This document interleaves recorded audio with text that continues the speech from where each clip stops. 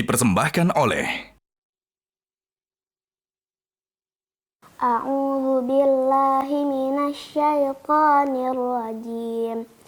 Bismillahirrahmanirrahim. Alladzina yu'minuna bil ghaibi wa yuqimunas salata wa mimma razaqnahum yunfiqun. Shadaqallahul azim.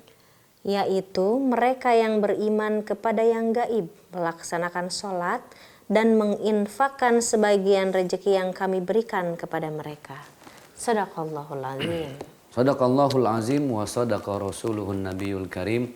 Wa nahnu ala dhalika minasyahidina wasyakirin. Walhamdulillahi rabbil alamin. Assalamualaikum warahmatullahi wabarakatuh. Waalaikumsalam warahmatullahi wabarakatuh. Alhamdulillah, salatu wassalamu ala rasulillah, amma ba'd. Pemirsa setia Metro TV, kembali lagi bersama kami di program Asmaul Husna, insyaallah berkah. Ini program yang kita saling belajar, saling memetik hikmah dan mengambil pelajaran dari setiap peristiwa yang ada di sekitar kita. Amin, ya Allah, ya. Rabbana ma khalaqta hadza batila subhanaka faqina adzabannar. Karena yakinlah setiap apapun yang Allah gariskan dalam hidup pasti dibaliknya penuh dengan pelajaran dan hikmah. Yang terpenting kita sebagai hamba-hambanya mampu berusaha untuk mengambil pelajaran dan itu menjadi bekal kita untuk hidup dunia akhirat. Dan salah satu di antara 99 sifat Allah dalam Asmaul Husna adalah Al-Batin. Al-Batin itu artinya yang maha tersembunyi. Allah itu gaib sesuai dengan apa yang tadi dibacakan oleh Queen. Alladzina yu'minuna bil ghaibi. Allah itu gaib. Beragama itu memang sesuatu yang harus dijalani dengan iman. Iman itu kepercayaan, yakin Allah maha melihat, Allah maha mengawasi, dan Allah maha menghitung. Kemudian ada lagi selain iman namanya ihsan. Mahwal ihsan, ada yang bertanya, ihsan itu apa? Al-ihsanu huwa, ihsan adalah an ta'budallah ka'annaka tarahu. Sembahlah Allah seakan-akan engkau melihat Allah. Sekali lagi, an ta'budallah ka'annaka tarahu. Sembahlah Allah seakan-akan engkau melihat Allah. Fa in lam tarahu fa innahu yaraka. Tapi kalau engkau tidak yakin melihat Allah, maka yakinlah Allah yang melihat engkau. Itu prinsip dalam ihsan. Jadi kita kalau beribadah kepada Allah itu ya anggap kita yang melihat Allah, mengawasi. Tapi kalau kita nggak yakin, yakinlah Allah yang maha melihat dan mengawasi kita. Jadi dimanapun kita berada, rasa-rasanya terlalu naif kalau kita berpikir nggak ada orang, nggak ada yang lihat, tapi ada zat yang maha melihat. Itu yang disebut dengan al-batin, yang maha tersembunyi. Jadi ya Allah itu ada di mana-mana, bahkan Allah lebih dekat dari urat leher kita yang ada di sini. Jadi yakinlah hidup yang sementara ini harus bersandar hanya kepada Allah. Dalam surat Al-Fatihah kan kita selalu bilang tuh iyyaka na'budu wa iyyaka nasta'in. Hanya Engkau ya Allah yang kami sembah dan hanya kepada Engkau kami mohon pertolongan. Bukan kepada siapa-siapa. Jadi Allah itu gaib dan manusia pun suatu saat ketika meninggal dia akan masuk ke alam yang gaib. Gaib itu alam yang memang tidak bisa kita lihat, tidak kasat mata. Itu yang dibilang alam gaib. Bagaimana dengan ruh manusia? Ada nggak yang meninggal terus balik lagi gentayangan? Gak mungkin kayaknya. Apalagi ada arwah penasaran. Nah ini kan judul-judul film serem-serem banget nih. Kayak film Susana. Iya. Bangkit dari kubur, beranak dalam angkot. Allahu Akbar. Kalau di angkot sih emang ada, Bi. Iya. Tapi kalau beranak dalam kubur itu nggak mungkin. Makanya gini, di dunia ini Allah kan menciptakan dua makhluk. Wa ma khalaqtul jinna wal insa illa liya'budun. Tidaklah aku ciptakan jin dan manusia. Lihat kata pertamanya itu adalah jin, baru manusia. Kenapa kok Allah mendahulukan jin? Abi kata dia 3. Apa tuh? Tumbuhan. Oh tumbuhan. Enggak, ini di ayat deh. Iya itu betul, tumbuhan, hewan. Ini Tapi mana emang anak sekarang gitu ya, kritis. pinter anak sekarang. Ini Aku anak sih, milenial. bukannya gitu kan. Kita yang ngomong ini makhluk kolonial. Aku Jadi milenial. di Al-Quran gitu deh, wa ma khalaqtul jinna wal insa, tidaklah kuciptakan jin dan manusia. Nah, kenapa jin coba lihat? Sama Allah ditaruh lebih awal, jin dan manusia. Karena jin ini paling banyak pengalamannya. Dan umurnya panjang-panjang. Jin itu jam terbangnya tinggi-tinggi. Serem. Makanya Jam terbang. konon ada jin yang hidup di zaman Nabi Sulaiman masih hidup sampai sekarang. Sampai sekarang. Jadi jin itu sangat paham. Jangankan tibang orang-orang Belanda zaman dulu, kan ada cerita ini rumah Belanda loh. Itu. Ini rumah sakit Belanda. Ya jinnya masih yang sama dengan yang sekarang. Ya Allah. Jadi dia tahu penampakan-penampakan orang Belanda dulu kayak apa. Dan jin itu sangat beda dengan kita. Ini supaya kita paham ya. Jin itu menyukai tempat-tempat justru yang tidak disukai oleh manusia. Contohnya?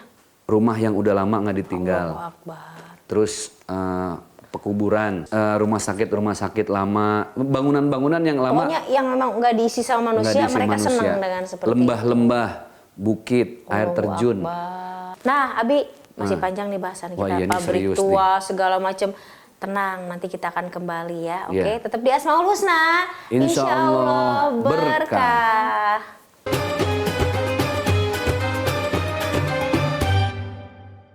Dipersembahkan oleh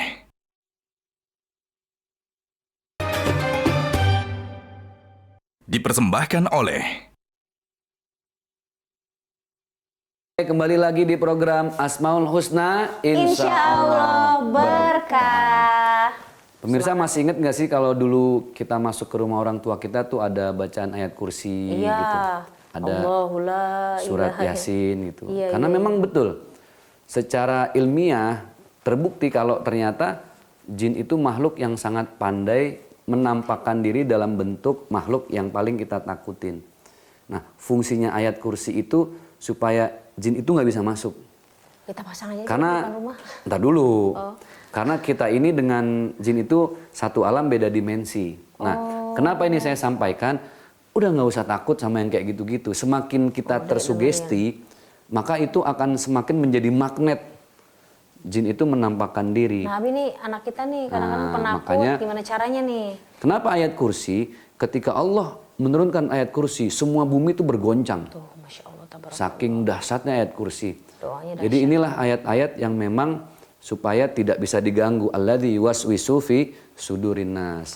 Nah, di zaman Rasulullah apa ada? Ada. Rasulullah itu sepanjang hidup 63 tahun sakit 2 kali. Yang pertama karena dijahatin sama Diracun ya, Bi? nah, nenek-nenek dari Yahudi. Udah nenek-nenek jahat lagi. Nah, Sebel banget. makanya hidup ini ya udah lillahi ta'ala aja udah. Masya Allah. Ya Ustadz kalau gitu Ustadz berani dong kalau ke tempat. Ya serem juga tetap. Namanya manusia biasa gitu kan. Tapi ya semakin yakin kalau kita masuk ke atau lagi merasa takut nih di tempat yang sendiri, udah Allah Iya. gitu. Kenapa cerita tadi saya sampaikan supaya kita nggak terjebak pada Betul.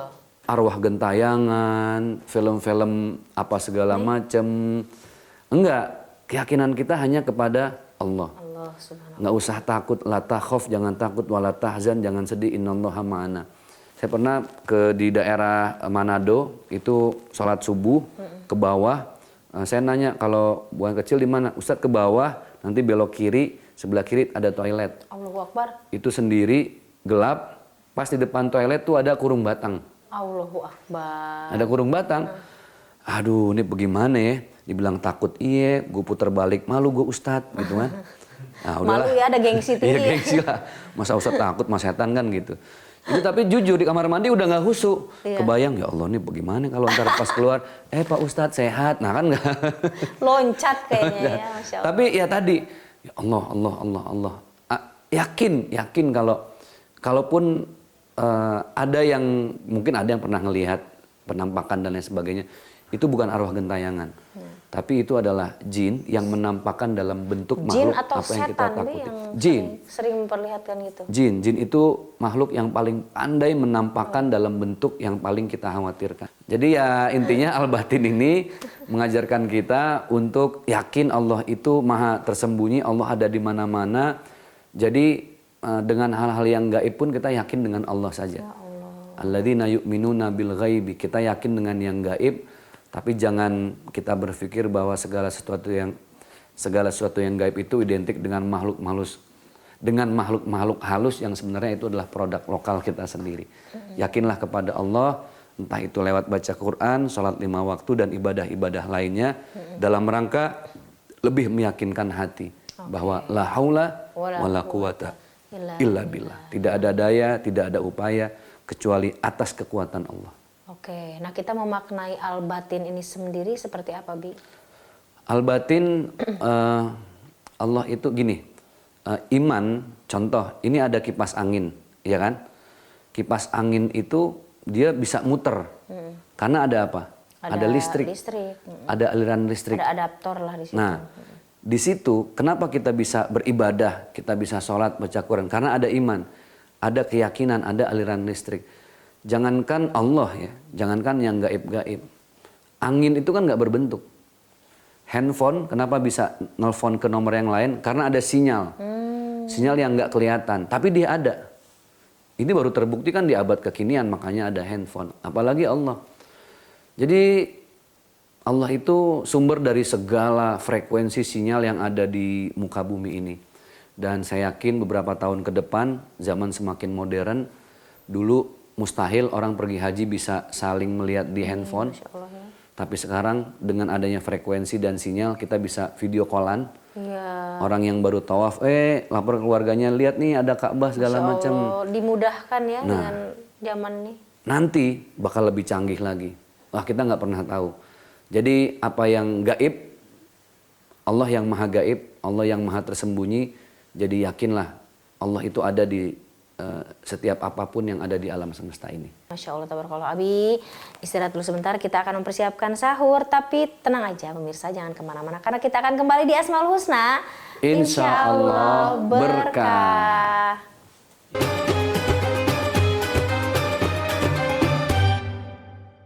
Dipersembahkan oleh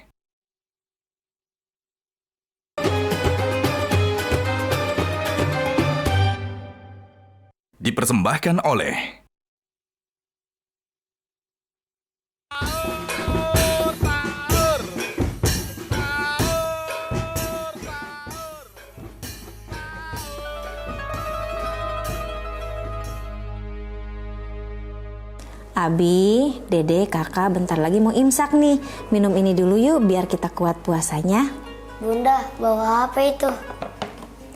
Ini loh Bunda bawa minuman susu 7 kurma, minuman yang berkhasiat. Karena selama puasa sangat penting memilih makanan dan minuman yang bernutrisi untuk jaga daya tahan tubuh seharian selama berpuasa. Pas banget nih, biar badan tetap kuat selama bulan puasa.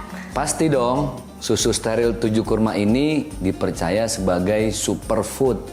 Karena minuman ini mengandung kurma yang kaya akan antioksidan. Selain itu, buah kurma membantu kita terhindar dari gangguan pencernaan, penyakit jantung, dan anemia. Betul tuh Abi, kalau badan kita kuat selama berpuasa, kita jadi bisa melakukan kegiatan-kegiatan seperti yang Nabi kita kerjakan. Contohnya sholat malam, tadarus, tarawih, dan berzikir. Wah, aku mau coba dong. Iya, aku juga mau coba. Yuk, kita minum yuk. Yuk.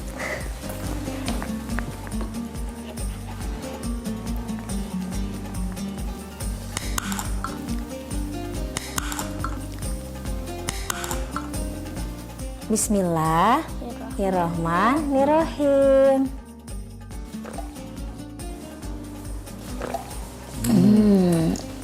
Masya Allah, enak banget. Rasanya yang enak dari kurma dan gak hambar, jadi gak bikin enak.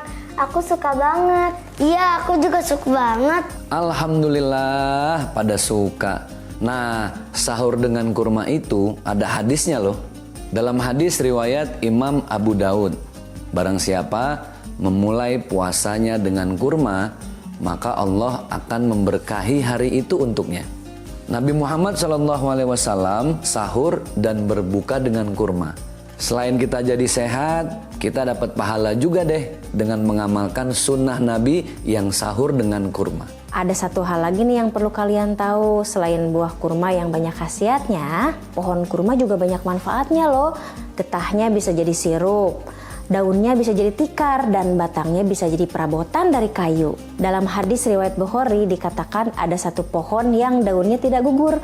Pohon ini seperti seorang muslim. Masya Allah, kita sebagai manusia harus seperti pohon kurma supaya bisa bermanfaat bagi orang banyak ya. Karena sebaik-baiknya manusia adalah manusia yang bermanfaat untuk orang lain. Bunda udah stok banyak nih. Jadi ingat ya, 1 kaleng sehari saat sahur. Susu stereo 7 kurma, double khasiat, baik untuk jalani puasa. Alhamdulillah. Ya, alhamdulillahirrahmanirrahim. Kembali lagi di Asmaul Husna. Insya Allah berkah. Alhamdulillah, tadi kita lagi membahas tentang Allah itu maha gaib. Nah, Abi, supaya kita makin percaya, makin beriman kepada Allah, amalan apa nih supaya kita istiqomah? Kalau di luar sana mungkin ada juga pemirsa di rumah yang nanya. Banyak juga sih ibu-ibu yang nanya kalau misalkan Allah itu ada di mana sih? Allah itu sebenarnya lebih ke keimanan. Yeah. Nah, supaya kita memupuk rasa iman dan takwa kepada Allah makin kuat, amalan apa yang harus saya dan pemirsa di rumah kerjakan nih, Bi? Jadi keberadaan Allah di setiap tempat dan seperti yang tadi sudah kita bahas, kebaikan kita ke orang lain kan dilihat sama orang lain tuh. CCTV itu kan nggak cuma di mata kita, nggak cuma di jantung kita. Bahkan mata orang lain, jantung orang lain itu jadi CCTV-nya Allah untuk kita.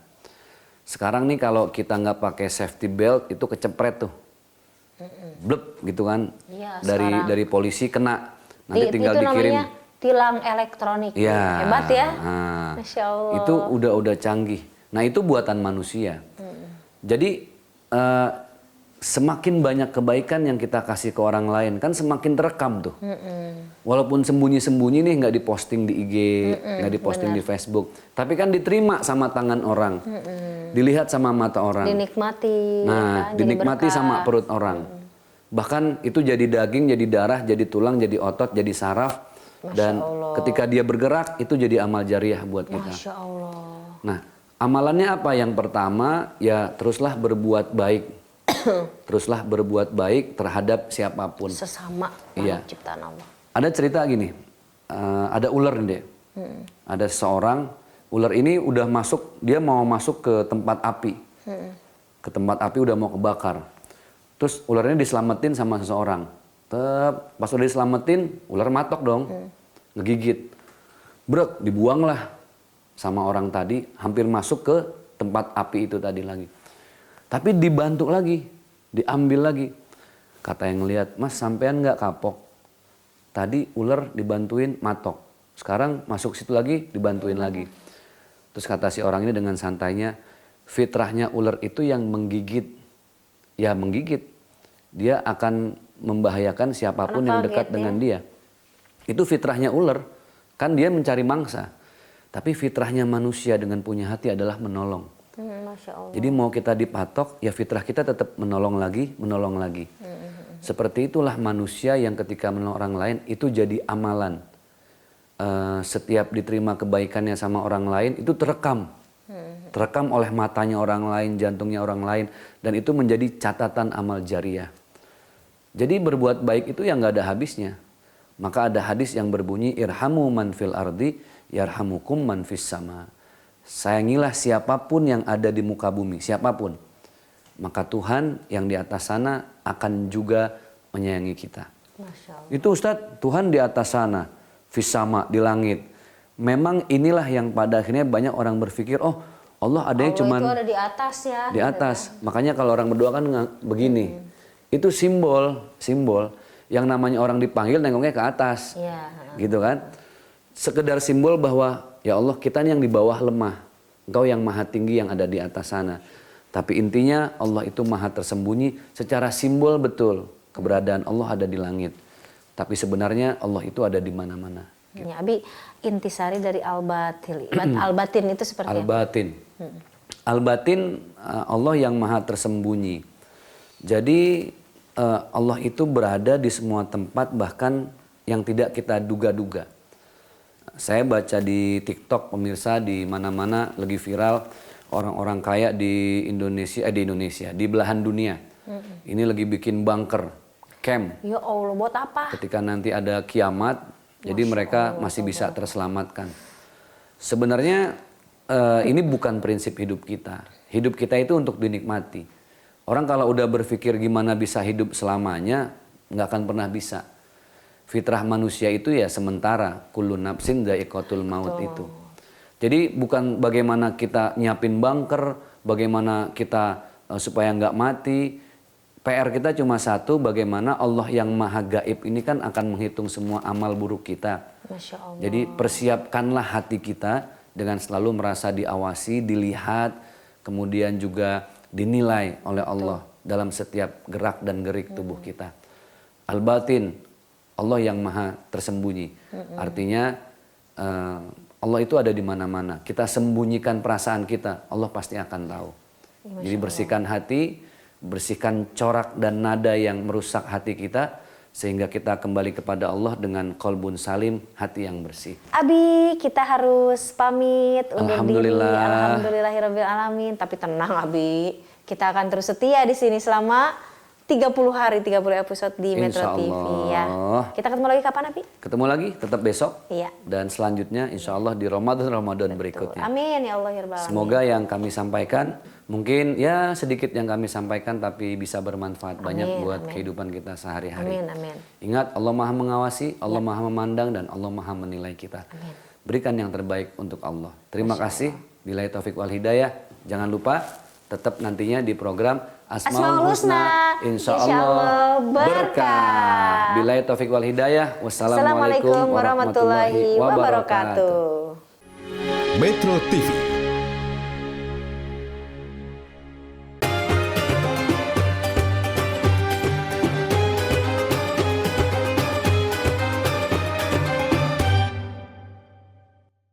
Dipersembahkan oleh